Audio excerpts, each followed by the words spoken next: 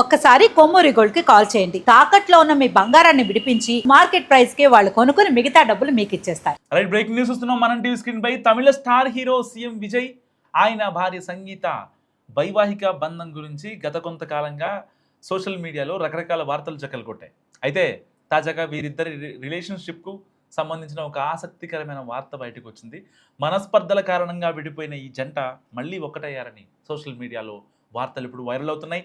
సంగీత file చేసిన విడాకుల case ప్రస్తుతం కోర్టులో నడుస్తున్న తరుణంలోనే వీరిద్దరూ తిరిగి కలవడం ఇప్పుడు గమనార్హం. అయితే కుటుంబ సభ్యుల జోక్యంతోనే వీరి మధ్య ఉన్న వివాదాలు సద్దుమణిగాయని, సో ఇద్దరిని మళ్ళీ కలిపారని నెట్టింట ప్రచారం జరుగుతోంది. ఈ అన్అఫీషియల్ న్యూస్ విన్న విజయ్ అభిమానులు ప్రస్తుతం పండగ చేసుకుంటున్నారు. గత కొన్నేళ్లుగా విజయ్ సంగీత విడివిడిగానే ఉంటున్నారు. ఈ క్రమంలోనే ఒక నటితో అంటే త్రిషతో విజయ్కు ఉన్న సంబంధం కారణంగానే తన 26 ఏళ్ల వైవాహిక సంబంధానికి స్వస్తి చెప్పాలని నిర్ణయించుకున్న సంగీత ఈ ఏడాది ఫిబ్రవరిలో చెంగల్పట్టు ఫ్యామిలీ కోర్టులో విడాకుల పిటిషన్ దాఖలు చేశారు. 2021 నుంచి విజయ్ తన సహనటితో రిలేషన్లో ఉన్నారని, ఆ బంధాన్ని తెంచుకుంటానని తనకు ప్రామిస్ చేసిన మాట నిలబెట్టుకోలేని సంగీత తన పిటిషన్లో ఆరోపించారు. ఈ క్రమంలోనే విజయ్ స్టార్ హీరోయిన్ త్రిష్తో ప్రేమలో ఉన్నారంటూ సోషల్ మీడియాలో పెద్ద ఎత్తున గాసిప్స్ సైతం వచ్చాయి. పైగా ఇటీవల విజయ్ ముఖ్యమంత్రిగా ప్రమాణ స్వీకారం చేసిన వేడుక కానీ, అంతకుముందు జరిగిన ఎన్నికల ప్రచారంలో కానీ సంగీత ఆమె పిల్లలు ఎక్కడా కనిపించకపోవడంతో వీరిద్దరూ విడిపోవడం ఖాయమనే ప్రచారం మరింత గట్టిపడింది. కానీ ఇప్పుడు సీన్ రివర్స్ అయింది. విజయ్ తల్లి శోభా చంద్రశేఖర్తో పాటు మిగిలిన కుటుంబ సభ్యుల చొరవ తీసుకొని ఇద్దరితోనూ మాట్లాడి సమస్యలు పరిష్కరించారట. గతంలో విజయ్కు ఆయన తండ్రితో వచ్చిన విభేదాలను సైతం తల్లి శోభని దగ్గరుండి సెటిల్ చేశారు. ఇప్పుడు మళ్ళీ ఆమె జోక్యంతోనే సంగీత లండన్ నుంచి నేరుగా చెన్నైకి చేరుకున్నారని, ప్రస్తుతం విజయ్ సంగీత ఇద్దరు కలిసి క్వాలిటీ టైం స్పెండ్ చేస్తున్నారని టాక్ నడుస్తోంది. మరి ఇలాంటి నేపథ్యంలో ఒక రకంగా త్రిషకు గట్టి షాక్ తగిలిందని చెప్పాలి. ఇప్పటిదాకా త్రిషతో పెళ్లి చేసుకుంటారు.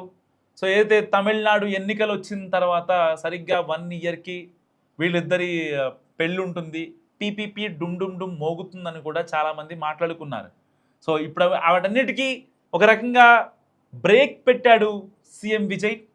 సో సీఎం ఒక హీరోగా, స్టార్ హీరోగా విజయ్ తీసుకున్న నిర్ణయాలు ఎంత అంటే ఇటు అభిమానుల మనసుల్లో, ఇటు న్యూట్రల్ పీపుల్లో ఎవరైతే వాళ్ళ మనసులో ఒక చెరగని ముద్ర వేసుకున్నాడు. తన తీసుకున్న డెసిషన్తో, తాను తీసుకున్న నిర్ణయాలతో, తాను తీసిన సినిమాలతో, తాను ఎంచుకున్న కథలతో ఒక డిఫరెంట్ మ్యానియన్ క్రియేట్ చేసిన విజయ్ ఇప్పుడు మళ్ళీ సీఎం అయ్యాక కూడా ఎవరికి అర్థం కాకుండా చాలా నీట్గా, చాలా జాగ్రత్తగా ముందుకు వెళ్తున్న నేపథ్యం. నిజంగా ఇప్పుడు సంగీతతో సీఎం విజయ్ కలవడంపై ఇటు టీవీకే పార్టీలో ఉన్నటువంటి అభిమానులు కావచ్చు, ఒక సీఎంగా ఇలాంటి పిచ్చి పిచ్చి పనులకు ఎలాంటి తావివ్వడు.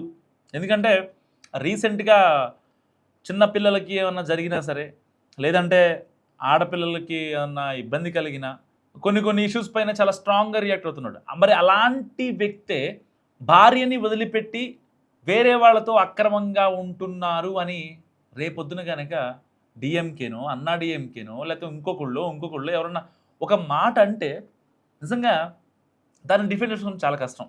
చాలా అంటే చాలా కష్టం. ఎందుకంటే ఇప్పటిదాకా చాలా అంటే సంస్థాగత నిర్ణయాలు తీసుకున్నాడు విజయ్. ప్రభుత్వ ఏర్పాటులో తనకి భాగస్వామ్యంగా ఉన్న మిత్రపక్షాలతో కలిసి వెళ్ళుకుంటూ, ఇటు ఎగ్జిస్టింగ్గా పార్టీలో ఉన్నటువంటి ఎమ్మెల్యేలతో మాట్లాడుతూ, వాళ్ళతో రివ్యూలు పెట్టుకుంటూ, ప్రజల నుంచి ఎలాంటి రెస్పాన్స్ వస్తుందో తెలుసుకుంటూ చాలా జాగ్రత్తగా ప్లాన్ చేసుకుంటున్నారు సీఎం విజయ్. మరి ఇలాంటి నేపథ్యంలో ఇటు భార్య సంగీతతో మళ్ళీ ఇప్పుడు వీళ్ళిద్దరూ కలిసి జీవిస్తారు, వీళ్ళు మళ్ళీ తమ జీవితాన్ని యథావిధిగా కొనసాగించాలనుకుంటున్నారు అనే వార్త నిజంగా ఇటు విజయ్ అభిమానుల్లో కావచ్చు, తమిళనాడు ప్రజల్లో కావచ్చు, ఒక సీఎంగా ఇటు ఎమ్మెల్యేల్లో, అధికారుల్లో కావచ్చు, నిజంగా ఒక పాజిటివ్ వైబ్ని క్రియేట్ చేస్తుంది. ఎలాంటి అమ్మాయిల విషయంలో ఎలాంటి ఇబ్బందులకి, అమ్మాయిల విషయంలో ఎలాంటి అన్యాయాలకి తావివ్వనటువంటి విజయ్ ఇవాళ తీసుకున్న డెసిషన్ నిజంగా దేశం మొత్తం తన వైపు తిప్పుకున్నాడు అటెన్షన్ మొత్తాన్ని. మరి అలాంటి విజయ్ త్రిషకు దెబ్బ కొట్టాడని కూడా కొంతమంది మాట్లాడుకుంటున్నారు. అదేంటి త్రిషకు దెబ్బ కొట్టడం ఏంటి? యాక్చువల్గా ఎప్పుడైతే కరూర్ స్టాంపేడ్ జరిగిందో ఆ రోజున విజయ్ అరెస్ట్ అవ్వాల్సిన సిచ్యువేషన్. సో అప్పుడు త్రిష అమిత్ షా దగ్గరికి వెళ్ళారు, హస్తిన వెళ్ళి ఢిల్లీ పెద్దల్ని కలిశారు. సో వాళ్ళు ఇంటర్ఫీర్ అయ్యారు కాబట్టే, త్రిష కూడా ఇంటర్ఫీర్ అయింది కాబట్టే ఆ రోజున విజయ్ అరెస్ట్ ఆగింది అనేది చాలామంది మాట్లాడుకునే వర్షన్.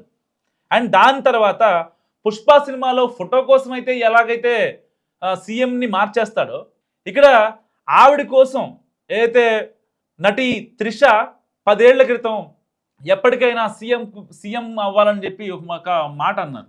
అది సోషల్ మీడియాలో గత కొద్ది రోజులుగా తెగ వైరల్ అవుతుంది. సో ఆ మాటని పట్టుకొని ఇప్పుడు ఇటు విజయ్ కూడా ఆవిడ మాటలకి వత్తాసు పలికినట్టుగా సీఎం అయ్యేలాగా ప్లాన్ చేసుకున్నారు. ఇద్దరు కలిసి ఒకళ్ళు ఢిల్లీలో సెట్ చేశారు, ఒకళ్ళేమో ఇక్కడ సెట్ చేశారని చెప్పి మాట్లాడుకున్నారు. సో ఇప్పుడు మళ్ళీ ఇటు త్రిషకి దెబ్బ కొట్టడం అంటూ విజయ్ ఏం లేదు వాస్తవం చెప్పాలంటే. ఎందుకంటే ఆ సంగీత వాళ్ళ అమ్మ కావచ్చు, సంగీత వాళ్ళ నాన్నగారు కావచ్చు, ఇటు సీఎం విజయ్ వాళ్ళ అమ్మ నాన్నలతో మాట్లాడారు, సెట్ చేశారు. వాస్తవానికి భార్యాభర్తలు అన్నాక కొన్ని గొడవలు వస్తాయి, there is no doubt about it. ఆ గొడవలు కోర్టు దాకా వెళ్ళాయి ఒక నటి కోసం. సరే ఆవిడ పేరు ఇప్పుడు దాకా మనం డిస్కస్ చేసుకున్నాం, పద్దాకా ఆవిడ పేరు మనం మెన్షన్ చేయాల్సిన అవసరం లేదు వాస్తవానికి. సో ఇలాంటి కాన్సిక్వెన్స్లో ఏంటి, ఇప్పుడు లేదు 200 కోట్ల రూపాయలు భరణం ఇస్తున్నారు, ఇన్ని కోట్లు భరణం ఇస్తున్నారు, భరణం ఇస్తే సరిపోద్ది కదా, ఇంకా ఎందుకు అనవసరంగా ఆవిడ కోర్టులు కేసులు ఇవన్నీ చాలానే ఫేస్ చేసింది. సో ఫర్దర్గా ఇంకే ఏవైనా చేస్తుంది విజయ్ కోసం, there is no doubt about it. So ఇప్పుడు ఆల్రెడీ మొన్న రీసెంట్గా జరిగిన సరిగ్గా 4 నెలల క్రితం ఐ థింక్ కరూర్ స్టాంపేడ్ జరిగింది. ఆ స్టాంపేడ్లో ఒకవేళ నిజంగా త్రిష గారు లేకపోతే విజయ్ జైలుకి వెళ్ళేవాడేమో అని చాలామంది మాట్లాడారు. వాస్తవానికి దానికి సంబంధించి ఇంకా కేసెస్ నడుస్తున్నాయి. దాంట్లో ఏవన్గా ఇప్పుడు సీఎంగా తమిళనాడు సీఎంగా ఉన్నటువంటి విజయ్ ఉన్నారు ఆ ఎఫ్ఐఆర్లో, చెంగల్పట్టు పిఎస్లో ఇప్పటికీ స్టిల్ ఆ కేసు నడుస్తుంది. సో ఇటు భార్య సంగీత కూడా చాలాసార్లు చెప్పారు 2021 నుంచి ఈ యొక్క కొన్ని కాన్సిక్వెన్స్ నడుస్తున్నాయి, లేదు మారాలి వద్దు అని చెప్పాం, అయినా సరే వినలేదు. చాలాసార్లు చెప్పడం జరిగింది, అయినా సరే మాటలు వినలేదు కాబట్టే డైరెక్ట్గా వెళ్ళి చెంగల్పట్టు ఫ్యామిలీ కోర్టులో ఒక పిటిషన్ వేశారు. ఇన్నిసార్లు చెప్పాను, లేదు ఇంకా మారట్లేదు, మారతాడనే ఉద్దేశం కూడా నాకు లేదు, దానివల్ల నాకు డివోర్స్ కావాలని చెప్పారు. దాని తర్వాత అలిముని ఏదైతే భరణం ఎక్స్పెక్ట్ చేస్తుంది భారీగా అని చాలామంది మాట్లాడుకున్నారు. వాస్తవానికి భరణమే ఎక్స్పెక్ట్ చేసేది సంగీత అయితే నిజంగా ఆ భరణం 200 కోట్లు, ఎందుకంటే ఆల్రెడీ సీఎంగా విజయ్ ప్రమాణ స్వీకారం చేసే ముందు రోజు కానీ, లేకపోతే ఇటు సీఎంగా కంటెస్ట్ చేసేటువంటి బీ ఫామ్ తీసుకున్న టైంలో, అయితే టీవీకే పార్టీ నుంచి బీ ఫామ్ తీసుకున్న టైంలో కూడా ఒక పార్టీ అధినేతగా ఒక ఎమ్మెల్యే అభ్యర్థిగా తనకున్న ఆస్తుల్ని ప్రకటించే టైంలో కూడా తన మీద ఉన్న 600 కోట్ల రూపాయలు స్థిరాస్తులు, చరాస్తులు ఇంకొక 400 కోట్లు, మొత్తం దాదాపుగా ఒక 1000 కోట్ల రూపాయల ఆస్తులు చూపించాడు విజయ్. సో దాంట్లో ఒక 200 కోట్ల రూపాయలు తనవి కాదనుకుంటే సరదాగా తనకు నచ్చిన లైఫ్ బతకొచ్చు. కానీ ఒక రాష్ట్ర రాజకీయాల్లో అప్పట్లో ఎంజీఆర్, తర్వాత తమిళనాడు వ్యాప్తంగా చెప్తున్నా, ఓన్లీ తమిళనాడు పరంగా చెప్తున్నా, అప్పట్లో ఎంజీఆర్ సినీ ప్రస్థానం ముగించుకొని వీళ్ళంతా కూడా రాజకీయ నాయకులుగా స్థిరపడి అంటే ఎన్ని రోజులైనా ఎన్ని జనరేషన్స్ మారినా పలానా వాళ్ళు ఉండేవాళ్ళు అని మాట్లాడుకుంటారు ఎప్పటికీ. ఎలాగైతే తెలుగులో ఎన్టీఆర్ చెప్పుకుంటారో, లేకపోతే వైఎస్ఆర్ అని చెప్పుకుంటారో, అక్కడ కూడా ఎంజీఆర్ అని చెప్పుకుంటారు. ఇప్పుడు ఆయన మార్క్ని ఎలాగైనా సరే డీకోడ్ చేయాలి, దాన్ని మొత్తం మార్చేసేయాలి. సో తనకంటూ తనదైన స్టైల్లో వెళ్ళాలి అని పదే ఆలోచిస్తున్నటువంటి వ్యక్తి నిజంగా సీఎం విజయ్. సో ఇప్పటికే తమిళనాడులో కొన్ని అత్యాచారాలు జరిగాయి. రీసెంట్గా ఇటు ప్రతిపక్ష డిఎంకే కావచ్చు, అన్నా డిఎంకే కావచ్చు, నానా రాద్ధాంతాలు చేస్తున్నాయి. వాస్తవానికి క్రైమ్ రేట్ అనేది ఒక 6 నెలలకి పోలీస్ గణాంకాల ప్రకారం బయటకు వస్తాయి. కానీ ఈ సీఎంగా ప్రమాణ స్వీకారం చేసిన విజయ్ అప్పటి నుంచి ఇప్పటికీ క్రైమ్ రేట్ పెరిగిపోయిందని చెప్పి నానా రాద్ధాంతాలు చేస్తున్నాయి. సరే ఏ క్రైమ్లు ఎవరు ఏ సీఎంలు అయినా లేదా ఏ పార్టీ వాళ్ళైనా దగ్గరుండి చేయించరు కదా, అనుకోకుండా క్షణికావేశంలో జరిగేదే క్రైమ్. సో వీటిని పట్టుకొని వాళ్ళు నానా అర్థం చేస్తున్నారు. అయినా సరే ఎక్కడ చాలా పేషెన్సీగా, చాలా జాగ్రత్తగా, అంటే ఒక రకంగా గులాబీ మొక్కకు అంటు కట్టినట్టు, ఒక ప్రహరీ గోడ కట్టినట్టు సో అంత చాలా జాగ్రత్తగా నిజంగా సీఎం విజయ్ పాలన కనిపిస్తుంది. మొన్న రీసెంట్గా ఓఎస్డీగా ఒక అతన్ని పెట్టారు. ఓఎస్డీగా ఒక అతన్ని పెడితే సీఎం విజయ్ రెండేళ్ల క్రితం టీవీకే పార్టీని పెట్టినప్పుడు ఎట్టి పరిస్థితుల్లో 2026 మే కల్లా తమిళనాడులో టీవీకే పార్టీ అసలు నెక్స్ట్ లెవెల్లో ఉంటుంది, ఒక ఎక్స్ట్రీమ్ పొజిషన్లో ఉంటుందని చెప్పారు. సో ఆయన చెప్పింది వాస్తవం జరిగింది. మేబీ జ్యోతిష్కులు చెప్పింది ఎక్కడా కూడా నాకు నమ్మశక్యంగా అనిపించవు. ఇప్పుడు మనం చూస్తాం తెలుగు రాష్ట్రాల మీద ఈ వేణుస్వామి జ్యోతిష్ని చెప్పారు సరిగ్గా 2024లో, సరిగ్గా 2 ఏళ్ల క్రితం ఇదే టైంలో ఆయన చెప్పారు. ఏపీలో మళ్ళీ వైసీపీ గెలుస్తుందని 175 సీట్లు, ఇక్కడ తెలంగాణలో బీఆర్ఎస్ గెలుస్తుందని చెప్పారు. పటాపంచలు అయిపోయాయి. సో ఎవరు జ్యోతిష్యం నమ్మలేము. సో ఇలాంటి కాన్సిక్వెన్సెస్లో ఆయన ఈ పండిట్ వట్రివేల్ అనే ఒక జ్యోతిష్కుడిని నమ్మి, సో ఆయన చెప్పిన మాట జరిగింది కాబట్టి ఆయనకు ఓఎస్డీగా ఛాన్స్ ఇచ్చారు. కానీ ఎగ్జిస్టింగ్గా ఉన్నటువంటి ఎమ్మెల్యేలు సీఎం విజయ్ కింద తన పార్టీలో ఉన్న ఎమ్మెల్యేలే ఒక మాట ఒక సైగ చేస్తే చాలు ఆగిపోతారు, ఒక చెయ్యి చూపిస్తే చాలు మాట్లాడకుండా ఉంటారు. ఇతను ఓఎస్డీ అంటే ఇతను ఓఎస్డీ అని కన్ఫర్మ్ చేసేసే వాళ్ళంతా వాళ్ళు. ఎందుకంటే వాళ్ళల్లో ఒక డ్రైవర్ ఉన్నాడు, ఒక ఆటో డ్రైవర్ ఉన్నాడు, ఒక కార్ డ్రైవరు, ఇంకా ఇలా ఒక రైతు, ఒక అట్టికలు కొట్టు యజమాని, ఇలాంటి మొత్తం సామాన్యులే ఉన్నారు. అలాంటి వ్యక్తులు ఇతను చెప్తే కాదని అనరు, అంటానికి స్కోప్ లేదు. అయినా సరే వాళ్ళందరూ ఒకటే చెప్పారు, సార్ ట్రాన్స్పరెంట్గా ఉండాలి మీ పాలన అనేది.